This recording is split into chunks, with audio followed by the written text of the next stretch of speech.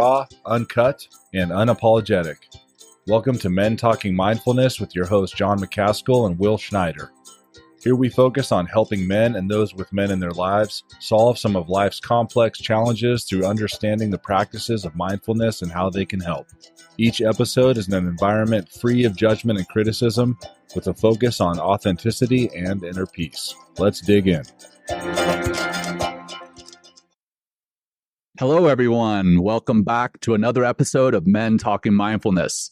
MTM is a thought-provoking and transformative podcast that delves into the complexities and nuances of the human mind. Our show offers a platform for open, authentic conversations about mental health, mindfulness, and personal growth. We feature leading experts, innovators, and thought leaders from various fields of psychology, psychiatry, and personal development who share their wisdom, insights, and practical tools to foster a deeper understanding of our minds, enhance mental well-being, and inspire personal transformation. Our goal is to challenge stigmas, empower listeners with knowledge, and ignite a collective journey towards greater self-awareness, healing, and overall well-being. And today, we're honored to host a truly esteemed guest, Dr. Frank Anderson, a renowned psychiatrist, psychotherapist, and authority in trauma treatment. Dr. Anderson is a guiding light in his field. His rich experience spans multiple institutions, from serving as a clinical instructor in psychiatry at Harvard Medical School to being a lead trainer at the IFS Institute alongside Richard Schwartz. He also holds a long affiliation with Bessel Kolk's Trauma Center, where he conducts training. Driven by his passion for teaching brain-based psychotherapy, Dr. Anderson merges cutting-edge neuroscience knowledge with the internal family system, IFS, model of therapy. An advisor to the International Association of Trauma Professionals, the IATP, and the former chair and director of the Foundation for Self-Leadership, Dr. Anderson's contribution to trauma healing extend far and wide. As a prolific author, he has lent his wisdom to numerous publications in the field of trauma. Most notably, he has recently published a book titled Transcending Trauma, Healing Complex PTSD with Internal Family Systems, which has become a crucial resource for professionals and individuals navigating trauma. Today, we have the privilege to delve deeper into the world of trauma healing with Dr. Anderson. Dr. Anderson, Frank, thank you so much for joining us. Great to see you tonight.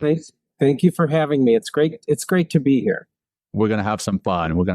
But before we go any further, I, of course, want to say hello to my esteemed colleague, my co-host and good friend, Will, over there in New York City. Well, good to see you, brother. Thank you. Feel like a bit of a hot mess today, as we kind of discussed at the beginning of the show. And that's not really true. I just get so excited. I'm really excited for this conversation with Frank today and learning about IFS, and just always do a show and help our audience kind of gain a little bit more knowledge and wisdom and insight. But hey, just please help us grow the show. You can hit us up on social media, Men Talking Mindfulness, or follow us on YouTube, and maybe share the podcast with your friends, which would be great. Or you could even take a little screenshot if you're listening now and post it and say you're becoming more mindful by listening to Men Talking Mindfulness. And also part of our feed, several guided meditations and breath practices that you can access anytime you need them, maybe to enhance your current home practice, or maybe you need a little break in the middle of the day and release some of that stress and anxiety and kind of drop in, get centered, get to which we're going to talk about today with Frank, and back to what you need. So yeah, thank you for tuning in and helping us grow the show. We're going to just start with our 5. This is going to obviously help me a lot. Can you feel a little crushed? We're going to do our 5 breath opening practice. It's all good, you guys. It is what it is. So we're going to ground with these 5 breaths. And this is just an incredible tool. If you're ever feeling a little out of sorts, or just need ground to get more centered and just kind of be a little bit more right with yourself and a little more harmony, just 5 breaths, just like we're going to practice right now, will have an incredible impact on getting you back to the here and now, which is the only time it ever is. So close the eyes, or maybe ground your hands, ground your feet, or keep your eyes open if that's safe for you, or maybe you're driving. Probably a good idea to keep your eyes open. Let's just exhale the breath all the way out to begin. really push the breath out, out, out, out. You can even feel that emptiness as you push the breath out completely. Let's take a big, expansive breath in for 5 seconds. 4, 3, 2, 1. And exhale out the mouth, blowing out a candle. Push it out, push it out, push it out. Good. Let's do a couple more, or a few more. Inhale, fill the belly deeply. Inhaling. Exhaling. And the exhale is a great opportunity to feel more of that grounding in your body. Maybe relax the face, the jaw, and the shoulders. And again, inhale. We can kind of inhale peace if you like. Think of it that way. Exhale, push out the stress. 2 more. Inhaling peace. Peace. Exhaling out the stress and the BS. 1 more in. Let it go. Just take like this little mini moment of reflection and just see from where we were just like a minute or so ago to where you are now, just by grounding with your breath, literally shifting our internal experience from this heightened states of stress and anxiety and down into the here and now of the parasympathetic nervous system. And that's what these 5 breaths can do for you. And maybe make some little movements, open those eyes, get excited. Let's have more of a fantastic show than we already are. Dr. Frank, thank you for being here with us today. I'm gonna calm down, guys. Anyway, come on. All right. So where should we begin, gentlemen? Yeah. So, well, in the intro, I mentioned IFS. Before I did your intro, did the research on the intro, I was not familiar with IFS. So, Frank, I almost called you Dr. Anderson again. Frank, what is IFS? And can you share some insights into the intersection of neuroscience and the internal family system model of therapy? Yeah, absolutely. So IFS, or internal family systems, really originated as a mode of psychotherapy by, as you mentioned, the originator, Richard Schwartz. It's now this year at the annual conference is 40 years in existence. So it's been around for a really long time. It's kind of a grassroots kind of model of psychotherapy, talking about the different parts or aspects of everybody's personality. We all have different parts of ourselves, and these different parts of us serve different functions. Now, back in the day when I was in my residency training program, if you had parts of yourself, you were considered crazy, right? And you were called Sybil, or you had multiple personalities. So there's this whole idea of fragmentation or different parts of ourselves as being crazy or pathological or wrong and needing to be fixed. Mm-hmm. And IFS holds a very different view and vantage point of that. We say, no, everybody has different parts or aspects of their personality. It's actually normal, not pathological, right? And that each one of these aspects of who we are serves a different function for us. Like if you're out on the battlefield, you're going to need a certain type of part to show up, right? If you're playing with your kids in the backyard, you're in a different aspect of your personality. Sure. When you're at work, you're bringing a different self forward, so to speak, right? A different part of yourself. So this idea of multiplicity is normal. I did a project several years ago, never got off the ground, with Pixar, for example, with the Inside Out movie. Oh my gosh, we love that movie. Wasn't that a great? Yeah, it's actually on our website as a resource. We recommend it to our audience. About IFS, that's kind of what we thought. I mean, I worked with them, and they didn't know we existed at the time. Interestingly enough, but it's exactly that.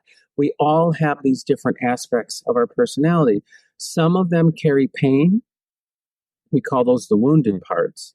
And other parts take on the role of protection because they have to, right? Because of extreme circumstances, because you're in it alone without a lot of support. different parts of us rise to the occasion and will take on a protective role. The problem with that is that they tend to take on protective roles in a somewhat primitive or immature way. If you're a kid growing up in a dysfunctional family, the resources that you have are the resources in your environment. So you may protect by yelling and screaming. You may protect by dissociating or shutting down. You may protect, if you're an adult, by drinking, right? So we're using anything in our environment as a service of protection when we're having to deal with overwhelming problems. So that's ends up being one of the problems that we're here to fix. So many people use rage, obsessing, anxiety, any symptom, right? Any symptom we see as a form of protection, not as bad and wrong and needing to be gotten rid of.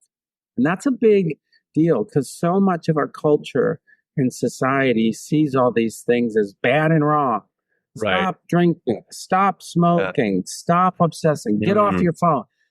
So there's this judgment around our behavior that ends up having people feel like shit. And it makes more shame inside. I'm bad at it. Right. It activates those critics, those internal critics, like, oh, I'm a worthless piece of shit, right? So we flip it on its head. It's like, hey, maybe that suicide has a positive intention. Maybe drinking has value. Let's see if we can learn about the intention of the part, not the effect it has. You understand that? Right. So we're always looking at the intention. If you're cutting, if you're drinking, if you're shooting meth, hitting your kids, I don't really care what it is. There's a positive intention from the part's perspective. Okay? So that's what we're looking for when we're working with somebody, is like, how does suicidal thoughts or actions help? And when you start listening, you learn a whole world of information. The meditation that we did in the beginning, just the ability to just stop and go inside is huge. Because most of us spend most of our waking time out. And we never go in, and we never stop to listen. I was thinking when we were doing the meditation, I'm like, wow, this five breath session, 5 breath moment is kind of like a smoke break, right? People go outside, they go out of their buildings or their offices and they take a smoke break. However, a slight difference, right? When we're doing this, we're still inhaling. We are inhaling. That's right. We're going inside and getting curious instead of just sitting outside smoking a butt, right? This idea of stopping and going inside with curiosity is a huge paradigm shift, not judgment and criticism, right? So you stop, you go inside and you get curious. Why am I yelling right now? What's the value of yelling at my kids, right? And people are often surprised at what they hear if they listen. Oh, yelling at my kids tries to stop them from acting that way. Because if I acted that way when I was a kid, I would have gotten the shit beat out of me. So when I see my kids yelling and screaming and fighting, it activates fear inside of me. It's like, holy crap, if I did that, I would have gotten beat. So I've got to stop them so it doesn't activate me. One such example, right? Suicide, another one. How could that be helpful, Frank? There's a suicide crisis in the world. Like, we got to stop people, teens, adults, vets, everybody from being suicidal. I say, well, wait a minute. What if we listened to the suicidal part? What if we actually listened to it and heard why it felt leaving or ending is valuable? Because if you listen to suicidal parts, rarely do they want to actually kill themselves. They just want to stop the pain. Right. They're really all about stopping the pain. They're the last responders, not the first responders. Wow. Suicidal parts are the last responders. So when everything else has failed, they're the ones, the lone helpers, the last helpers, and they carry a huge burden. They carry a huge burden of stopping the pain. And so what we do is we embrace all of these symptoms, learning about their positive intention, and then offering them an alternative solution. Like, what if you didn't have to be suicidal all the time? What if we could heal the pain inside and you don't have to be suicidal? That is a huge offering to these parts, because they're like hamsters on a wheel. They're stuck doing what they do because they have to. And when we listen and offer them an alternative solution, the whole system inside changes. Like, hey guys, which one of you feels worse when you're heard, seen, and validated? Nobody. Yeah, nobody. We always feel better when somebody hears us or sees us or validates what's going on for us. The same is true with parts inside. When they feel heard, seen, and known, they relax. They don't get worse. So we're constantly inquiring inside, learning about the positive intention, and offering an alternative solution to a problem that these parts of us are stuck with. Wow. And these parts, I guess, are these like their own little entities that are within, we have many different parts, but do they only come from, or they kind of arrive and then gain their essence and their energy from traumatic experiences? And then from that traumatic experience, they just keep living with this. He's called like, a hamster on a hamster wheel. They just keep rolling. And I guess the more that we shame them, push them away, like instead of embracing them, trying to listen to them, shed the light on them, give them attention. So we have so that's what IFS really does. We get to know these parts and then begin to give attention to these parts. And then even I know as I was researching, then we bring compassion to these parts. Got it. And really listen to what they're saying and what they want us to do. Is this kind of the essence of what, these parts, because it sounds like, you mentioned in the beginning, it's not earlier, it would be thought of insanity.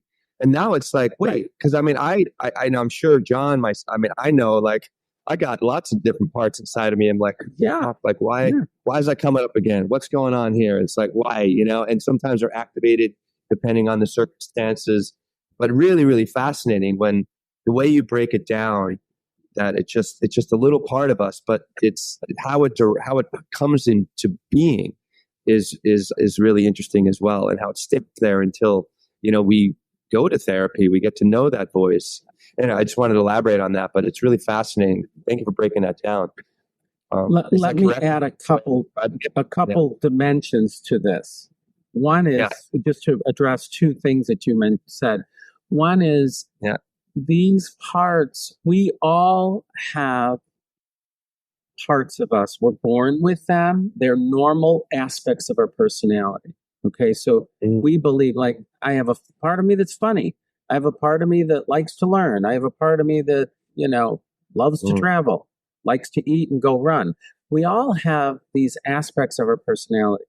What ends up happening is that they are forced to take on extreme roles as a result of trauma or overwhelming life experience. So I may have a part of me that is smart and likes to figure things out, but it gets rigid and controlling because it has to understand things. Otherwise, something bad will happen. So parts tend to take on extreme roles as a result of their trauma. Because when we help heal, we don't get rid of any parts. We get rid of the job they were forced into doing. Oh. Okay. Yeah. So I have one client, fascinating woman who struggles with substance use. She's been drinking for years with her husband. And we're working with a part of her that downs 6 to 8 ounces of scotch every time she gets in a fight with her husband. Why do I do this? Why do I do this? So, and not why do I do this with anger? Like, wow, why do I do this with curiosity, right? She was shocked to hear that this part of her that drinks scotch is 8 years old. It's like, It started at 8 years old? How could that be? Like, 8-year-olds don't drink, right? She was all up, couldn't understand it. And when we started listening to the part more, this part said, well, when I was a little girl, there was so much fighting in the house all the time. And when Daddy came home from work, Mommy and Daddy went into the parlor and had a cocktail. And every time they had a cocktail, all the fighting stopped. Oh, wow. Oh, wow. Right? And so this part, as she fights with her husband, reaches for scotch because it's like, oh, scotch is going to solve the problem. When drinking happens, the fighting stops. So it's kind of like that. These parts learn from the environment, and then they utilize it when things get activated inside, right? So that's one thing, is that these parts are normal, but they're forced to take these extreme roles, and they learn it in their environment. You don't become critical unless you grew up in a critical environment. That's not natural. It's what you learn, right? You don't dissociate unless you have a reason to dissociate and you've learned it somewhere. So that's a piece that's important. We all have parts. They're normal. It's the extreme roles they were forced to take on when nobody's there and you're left alone to figure out the problem when you're younger or when you're out on a battlefield all by yourself without support, right? The other thing I want to say is the compassion piece. So, and this is where mindfulness and IFS overlaps a bit. And I'll also say it's where they're different. So I love to talk about differences as well as overlap and similarities.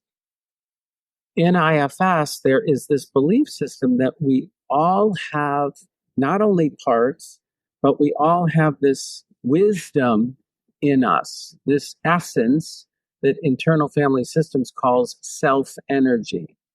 It's compassion, it's wisdom, it's our soul. Call it whatever you want. And everybody has it, right? We're born with it. It doesn't need to be taught. It's a natural quality in every human being. And that is the place from which we heal. That is the place from which we start listening to our parts, right? When we do mindfulness exercises, mindfulness brings you into the present moment. But in IFS, we're also looking to access that inner resource that we believe is in everyone. It has love and compassion connected to it. So we're wanting people, through utilizing mindfulness techniques, to access that space in them that's loving and kind and compassionate.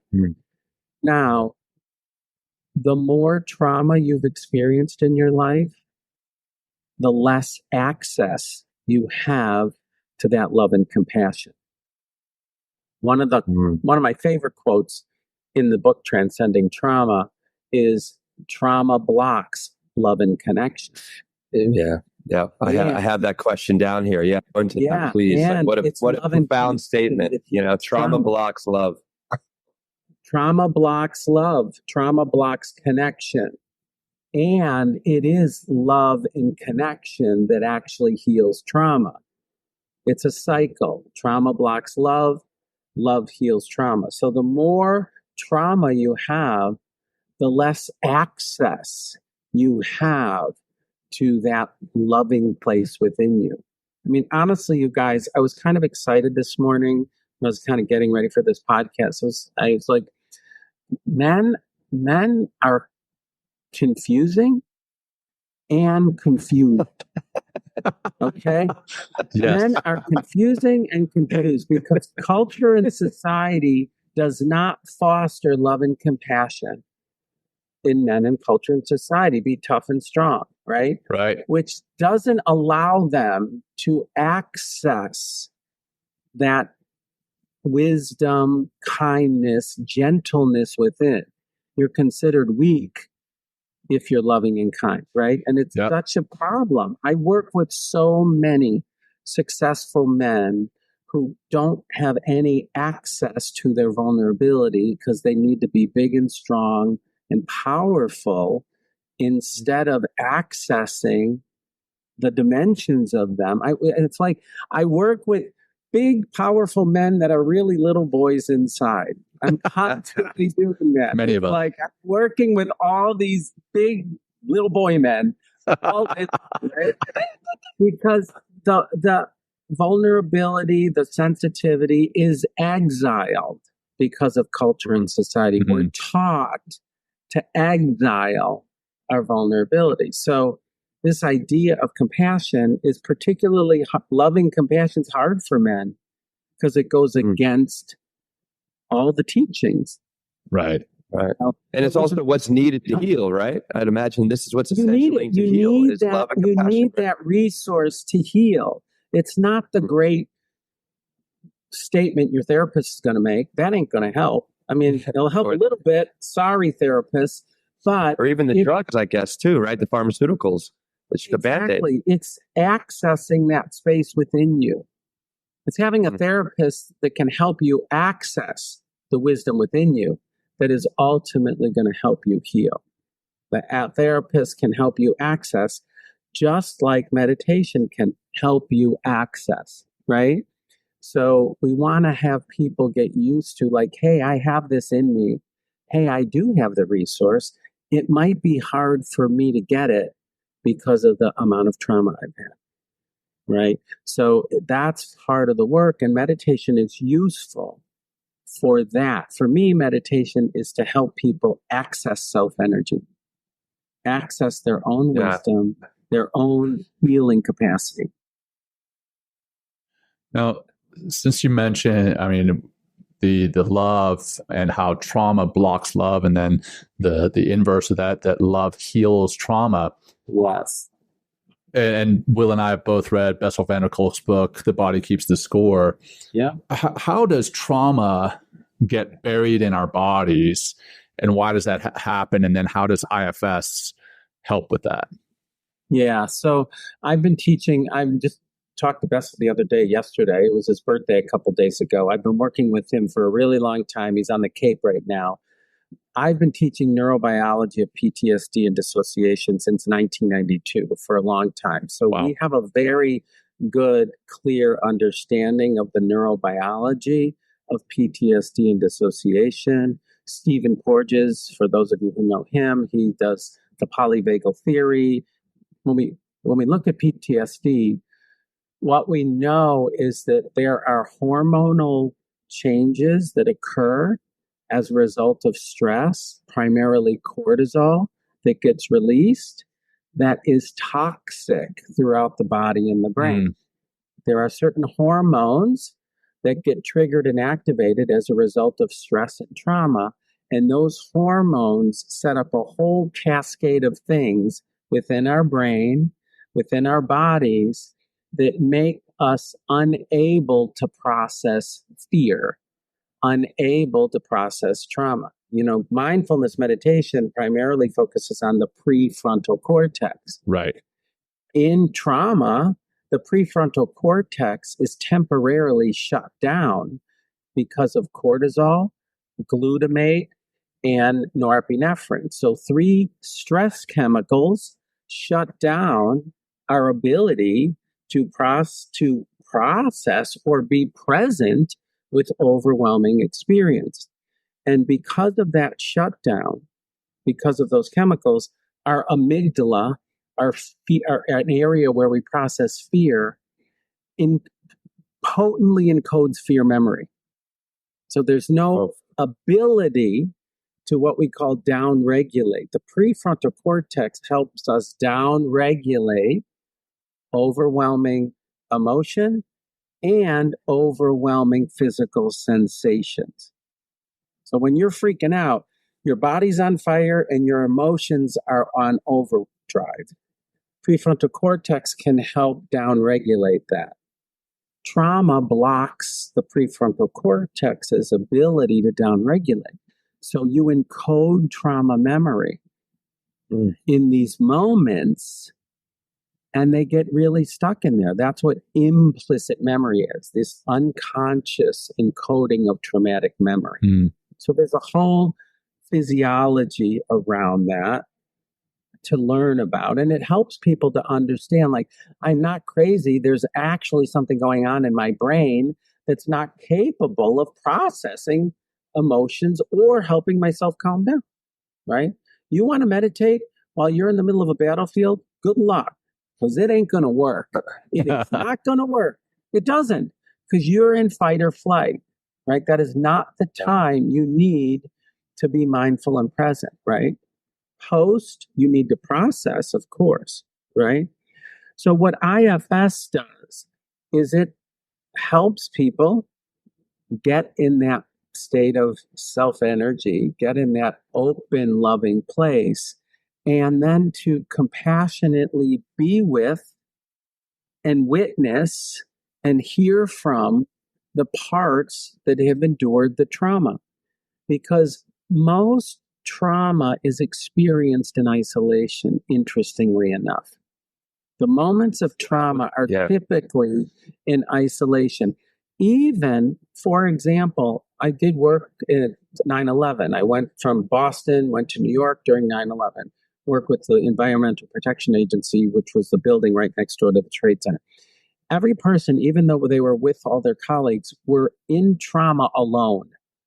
When you're in life and death, you're alone in your experience. You're overwhelmed. It's when people, so most, the Boston bombings here, like, people that are abused at night, whatever it is, you're out at, this is why your comrades are life-saving to you. Connection is the antidote.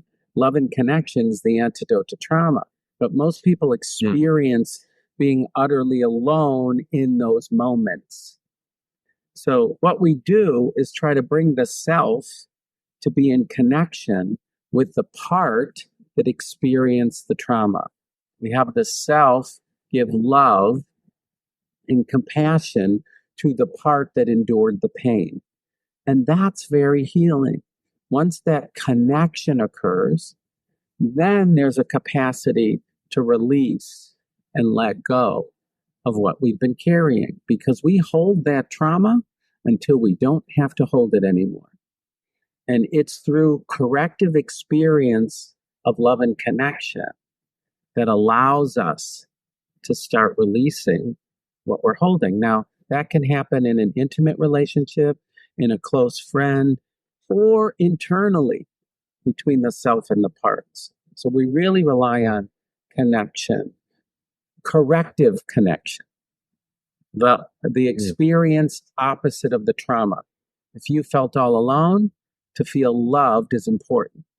If you felt unseen, being seen is important. If you felt neglected and uncared about, being cared about is important. You know what I mean? So we're giving the opposite experience of the trauma. Something's happening over there. Somebody's resonating strongly with what I'm saying. I can see it. I can see it. What do you want to say, man? Well, no, I mean, you said to be seen. I was like, oh boy, and maybe we'll just speak a little bit of my own experience. Like, I was a middle kid.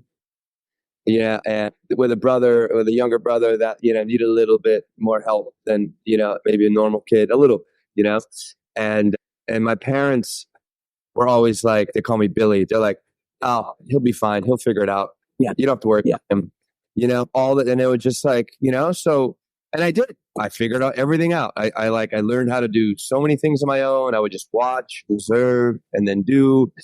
And then really not have anyone to talk about, or not maybe coddled in the way like my younger brother was, or maybe commanded in the way my older brother was. And I was just in the middle.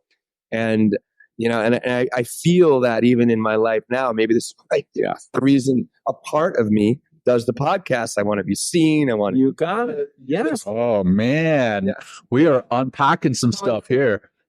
Got it. That's exactly right. Yes, that's exactly right. Absolutely.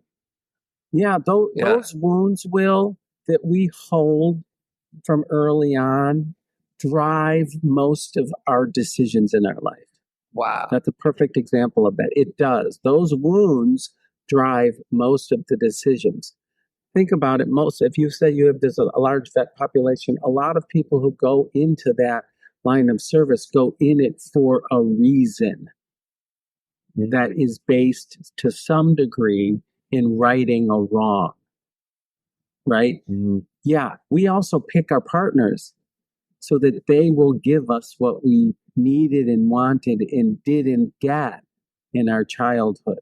So our wounds are very powerful drivers in our lives. And instead of trying to get it from somebody else, IFS says, what if we can show you and help you heal it internally, that yourself has the capacity to give that younger part of you what it needed and wanted and didn't get. I talk about two different shame wounds. When you mention being alone, like, oh, wow, and it resonates, that's a shame wound. You can get a shame wound from one of two ways in a trauma perspective. One is, you worthless piece of shit. If you're verbally told that all the time, then you're going to internalize, I'm a worthless piece of shit, right? Or if you're neglected, wow, I must not be as important as my brother. I have to do it on my own, right? Those are the ways kids think. And so then you hold up, I'm less than, I'm not good enough, I'm not worth seeing in the same way, right? So we do encode these very powerful messages, and we spend most of our life trying to solve them in all the wrong ways, and a lot of the wrong ways, right? So this is a really good alternative to that,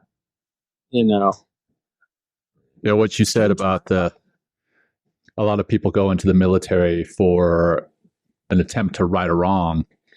What you said earlier resonated with Will. What you said there definitely resonated with me.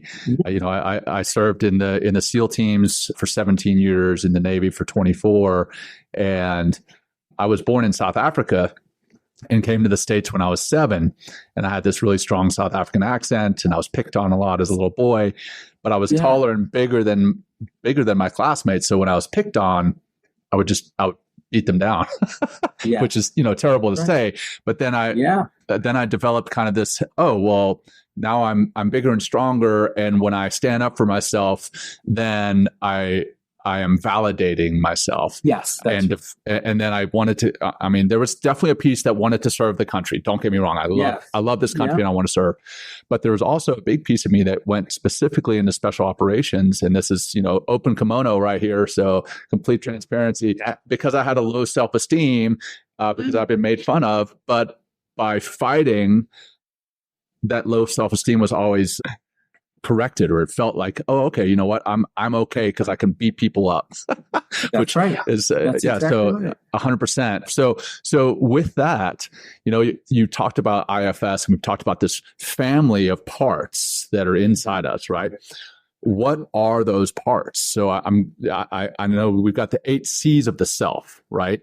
And I guess with that, what part is it that I am going into the military to right that wrong? We've got the calm, the creative, connected, curious, clarity, courage, confidence, compassion.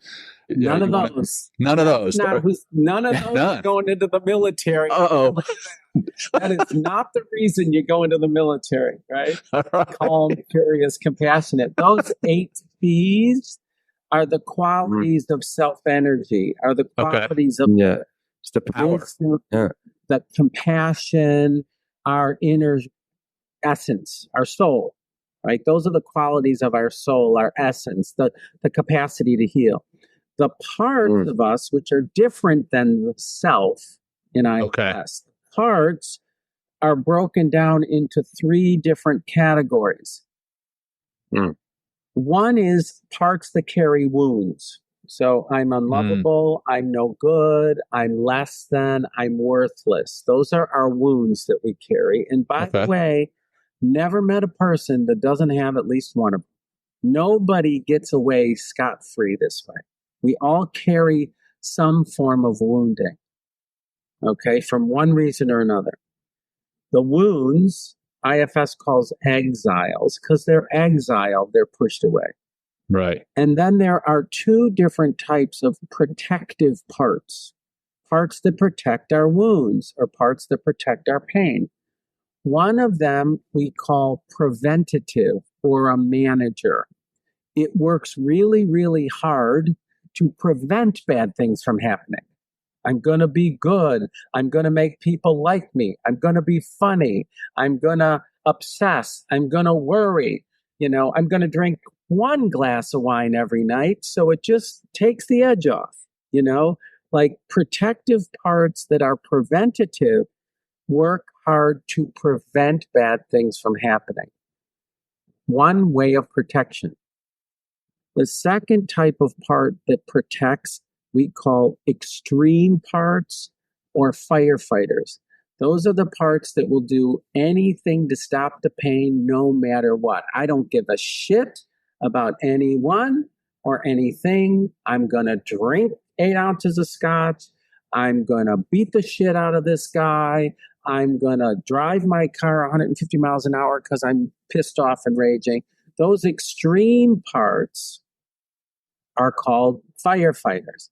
But both of them serve a function of protection. So whether you're protecting in an extreme reactive way or in a preventative way, those parts both serve the function of protection. Remember, we get to know them, we appreciate them, we want to learn about their positive intention, and then we get permission from them to access that vulnerability. We get permission from them to access the wound. And then in IFS, there's a whole process around healing the wounds. So once we've gotten permission from those protective parts, because you're not going to get to your vulnerability if you're drinking, a fifth of vodka every night. That's a protector that's saying, I'm not letting you in. No access, buddy. You know what I mean? So we need to work with those protectors first to get to appreciate them, to then get access to what's underneath. And we have a way to heal that, which is awesome. We have a way to heal that, Does this work with, and maybe we'll just talk a little bit about this, because I've been kind of understanding this a little bit more and wondering about transgenerational trauma. Is there a way to go inside, like stuff that has been passed to you, like almost genetically, that we can go in and begin to heal these deep wounds that don't even come from our experience, but come from the experience of our ancestors? And guess what? It's not almost genetically. It is genetically. There are studies now. Rachel Yehuda is one of the people in Albert Einstein in New York who's done a lot of research on what we call the epigenetic transmission of trauma. Trauma is passed down through the genes. It is. Wow. Okay. Wow. And it's also reversible, which is the good news. I mean, I can tell you, I have a trauma history, so you don't become a trauma expert just for fun. Let me tell you, it's not a fun job. You become a trauma expert because you have a trauma history. Is this your manager speaking right now, Dr. Frank? Is this your manager speaking right now? Hey, that is my truth speaking right now. I have a trauma. I'm in the midst. I'm writing a memoir actually for the general public to tell my story so that people learn. Yes, we have trauma, and yes, healing is possible. It's very important for me. My purpose is to let people know we all have trauma and it can be healed, right? So I know I have a trauma history, and with my oldest son, I can see some of the symptoms that some of the ways he reacts is similar to me because of my history. It kills me to see him have some of these symptoms that were passed down genetically. I bet. You know what I mean? So it really does happen, and it's reversible, right? So we can do that. But getting back to the transgenerational. So Rachel Yehuda did a study with the children of Holocaust survivors. It was like, oh, it's not just the environment that they're growing up in that gives them PTSD. Though the kids had PTSD partly because of the environment, growing up with parents who survived the Holocaust, but also because of the genetic transmission. So that is actually healable also. Like, I'll give you a personal example. For me, transgenerational trauma. I grew up separate from the abuse I experienced, in addition to. I grew up in the south side of Chicago, very big Italian family. I'm 100% Italian. I grew up in this sea of South Side Irish. Everybody was Irish, and everybody wanted to go to Notre Dame. It was kind of a thing. But my Italian heritage had mafia connections. And we would hear these stories as a kid growing up. You gotta watch out because Uncle Nino's gas station got blown up when he didn't pay his loan back. You gotta be careful because so-and-so's, whatever, so-and-so's dog got beaten when he didn't eat his food like he was supposed to. So like I grew up hearing all of these terrifying stories as a kid of the mafia. My dad would say, but they don't, once you take money from the mafia, they own you for life. And I've never taken a cent. Like, he held a lot of pride in that. And then we heard Uncle so-and-so was a pallbearer for Al Capone at Al Capone's funeral, right? And so we, as a kid, we were a part of this mafia world, right? That was terrifying. I used to go to bed at night. Like, are they going to come and blow up our house? Is somebody going to come and steal all of our money? Like, as a kid, you don't know, right? Oh, I used to read anything I could about Al Capone, looking for my uncle, as I saw all these pictures and newspaper clips. So that was a trauma I carried because of the family that I grew up in, right? And that had a huge impact on my being afraid. I was beaten up as a kid, and I was terrified of the mafia coming to get me. You know what I mean? So I grew up with so much fear. Both of those can be healed. Like, you can heal from childhood trauma, and you can heal from the transgenerational. What I say about transgenerational trauma is you don't need to carry anything that doesn't belong to you. So there's a way to release it and give it back. Sometimes we pass it back through the generations. Sometimes we release it off into the atmosphere. Sometimes we release it in nature, right? There's a lot of ways to release the stuff we carry. We all take messages. We all internalize messages as a kid. Growing up, for me, the men had to support the family. The girls, get married, you don't have to go to school. Like, that was a message in our family, So we internalize all these messages, and they have an impact on us. And yes, those can be healed. The other thing is we get tons of message from culture and society, as we talked about the beginning of this podcast. Men have to be tough and strong, women have to be thin and pretty, or any of these cultural messages that we get.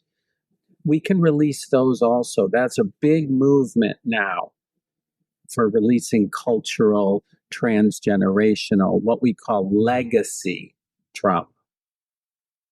So if someone is experiencing this legacy trauma, whether it's cultural or transgenerational, and they're seeking IFS therapy, where do they begin? Yeah. So the IFS Institute, the website for the IFS Institute is ifs-institute.com. And there's a website for everybody who's been trained in IFS. It's very popular. It's kind of sweeping the world right now. There's maybe 20,000 people on a waiting list to learn how to do this method. It's very popular. I'm one of the lead trainers, as you said. It's really like the impact it's having on the world is very powerful right now.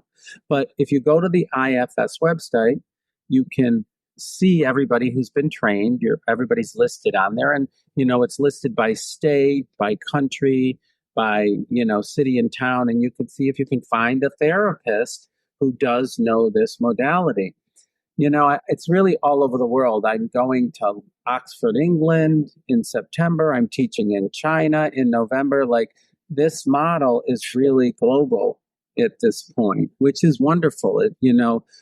For people, it gives people hope. Like, you don't have to carry this. Right. There's a way to heal this. It is not a death sentence or a life sentence. And there is a way to release those overwhelming experiences that have such a profound negative impact in your life.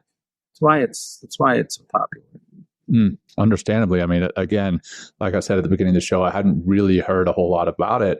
And now in doing the research prior to the show and then having this conversation, I want to go and find an IFS therapist, like as soon as we hang up. That's right. Me too. Really, it's made a huge, it's changed my life in so many ways. I can't even unbelievable. mention. It's really powerful. It's a powerful modality for healing. And after I wrote Transcending Trauma, I had this moment. It was really kind of powerful. I love to run. It's one of the things I do for stress relief. The book was released May 19th, 2021, and I went for a run. And I was like, all right, world, the book is yours. Like, I was worked on it for 4 years. I'm like, now it's yours. Like, send it out to the world, Frank. Honestly, I heard this message. It said, you're to bring trauma healing to the world. I was like, damn, that's a tall order. Like, it's just me. I just wrote one book, right?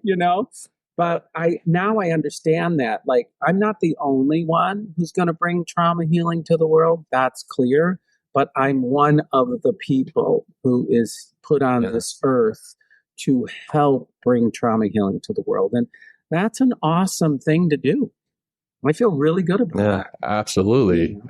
And we appreciate, you're coming on the podcast as a part of that journey and a part of that's fantastic. That's right. We're very one of many. Of many. Yeah. Fantastic. Will, what else you got, man? Well, maybe, there's a lot. Maybe could we just touch on, what are your thoughts about like psychedelics? And that, like, bringing up trauma, do you have any information on that? Or, psychedelics have been, they've been used, to heal trauma. I was wondering, like, what your thoughts might be around that. How many hours do you have? We'll have you back. How's that? So maybe just give a little brief summary of like your experience, and yays and nays or whatever. Yeah. I'll give you I have a lot of feelings about it. I'm mixed about psychedelics, honestly. I think there's profound potential for doing some major work in healing trauma. Michael Middelfer, if you know him, he's the PI, the principal investigator of MDMA and ecstasy. He's a friend of mine. Him and I took IFS training together, so I know Michael very well. He's the one who's done all the research on MDMA. And he's done some amazing work with vets around healing their PTSD and trauma. So the work that they do is profound. And typically people get into that self-energy when they do MDMA, and then they do these spontaneous healings. So there's There you this go. enormous potential. There's enormous potential for it within the field. There's also a lot of people that are using it in the wrong way. This is the flip side of it. There's this, wow, I can take drugs now, and it's legal, right? And there's a lot of people that are using it underground, without the right dosing, without the right support. And what I can say to that is if you do it under the wrong conditions, just like any treatment, it can make your PTSD worse. I'm working with a client who did underground psychedelics, got 2 pulse doses, and he's been dissociated for almost 6 years now. He's never been able to recover because it was way too much without the right support. You know, there are drugs. They need to be done in a controlled setting. So I hold both, right? Some people use them to treat substance abuse. Other people use them abusively and abuse them as substances. So we got to sort it out. There's a lot of potential. There's a lot of downside. One thing, like I'd imagine that after doing research on IFS, it does, you know, without any substance intervention, right? MDMA or, you know, or even ketamine, I'm sure is helpful, right? Yes. There is a certain vulnerability that's necessary in order to get into the parts, listen to the parts, speak to the parts. Yes. Well, I'd imagine like, you know, substances like MDMA, which is, it's an incredible experience. I imagine it softens the ego and provides a willingness to go to those places. Yes, that's exactly right. And you know what ends up happening, one of the things you brought up something important, Will, when we have people go to those places, we have them go there and not relive it. Reliving trauma is traumatic. So you've got to find the capacity to be with it instead of in it. And some of those psychedelics are very useful in that. For some people that don't have the capacity to be with it in that loving, gentle way, some psychedelics can help them, you know, do that in that way. So yeah, you know, you've got to, everybody's different. Everybody has different capacities, and you know, there's certainly benefit for it if it's done the correct way in the right hands. Amazing. I fully agree. You know, comes back to the set and the setting, right? The mindset in going in and the setting that you're surrounding yourself with, making sure that you have the support. So I fully agree. Well, I want to respect your time, and I know we're coming up to the half hour that we talked about. Frank, this has been incredibly insightful discussion. We really enjoyed it. We've gotten so much. And like I said, me and Will are probably going to go on. What was it? IFS-Institute .com. Okay. We're probably going to go on there immediately afterwards and try to find an IFS therapist in our area. And I'm sure many of our listeners and watchers are going to do the same. So we hope that the expertise and perspectives have shed light on the complex world of trauma treatment and recovery. And for those of you looking to connect with Frank, Dr. Anderson, or learn more about his work, you can visit his website and make sure I get this right, Frank. It's www.frankandersonmd.com. Is that correct? Did I get it right? All right. That is correct. All right. Perfect. And you know, for all of us, I will say, who have had trauma, and like Frank said, there's nobody who gets out of this, you know, unscathed without experiencing some level of trauma. And, you know, I know something that I've seen is people minimize their trauma. They're like, well, I didn't go to war, so I don't have trauma, or and I fully disagree with that. I feel that we all need to acknowledge the trauma that we have had, and that we need to remember the road to healing from trauma is not a journey that you undertake alone. There are resources and professionals like Dr. Anderson ready to guide you towards a path of healing and self-discovery. And with that said, I'm going to jump into our closing practice, and then we'll say goodbye. So go ahead, get comfortable, whatever that looks like for you, whatever is safe physically and psychologically for you. And let's just bring our attention to our breath, noticing the rise and fall of our chest and belly with each inhalation and each exhalation.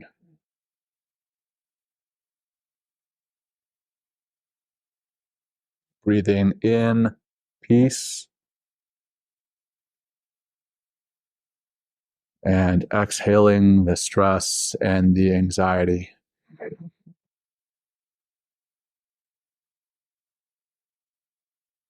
Breathing in deeply from the bottom, inhaling all the way to the top, feeling that peace as you inhale, and releasing. Releasing. Releasing. Deep breath in. Breathing into the here and now, and releasing. Relaxing. Letting go. One final deep breath in together. All the way in. Hold at the top just for a second and relax. Letting it go, letting it go, letting it and everything else go. And go ahead, if your eyes were closed, go ahead and start to blink them open, coming back into this space, this time. Frank, fantastic episode. Thank you so much for this. It has been mind-blowing. So we sincerely appreciate you, and I hope that our audience gets something. I know they will. I know they're going to get a lot out of this. Oh. Will, I'll turn it over to you to wrap it up.